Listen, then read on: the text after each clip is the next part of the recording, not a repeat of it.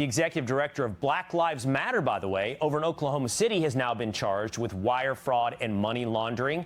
The organization raised more than $5 million in 2020, but she is accused of pocketing more than half of that instead of using it to bail out people for protesting in support of BLM. No, she pocketed, allegedly, most of that money. Oh, by the way, and that's not new either. This isn't new either.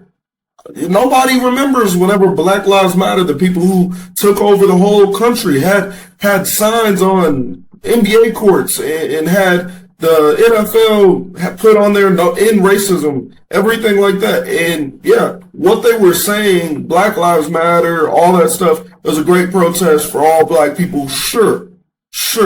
But at the same time, not a single dollar went to a black man. Not a single dollar went to a black woman in need of service of the Black Lives Matter protest foundation. You know, the corporation that they said that they called a nonprofit where they just paid themselves fat salaries and gave no dollars, nothing to anybody who needed it. Whenever you have people incarcerated for no reason, they did no investigations for that. They could have used their funds for that, for figuring out exactly who was incarcerated illegally. All these black men that we keep talking about get locked up for no reason, they could have used their money for that. But no, instead they fattened their pockets. And that's not new either. We've been talking about this for a long time. People forgot about this, put it under the rug. But here it is. They're bringing it up again. And I bet you, once again, nobody else is actually going to talk about this. We're going to keep talking about the Somalians. We're going to keep talking about how Trump is orange man bad. But nobody's actually going to talk about the Black Lives Matter scandal that happened, the embezzlement scheme that they did.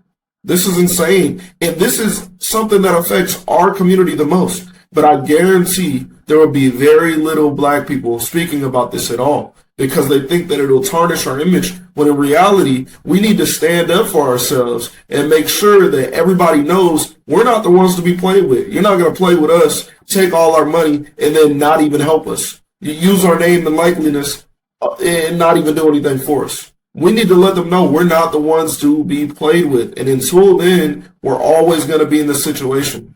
Here she is.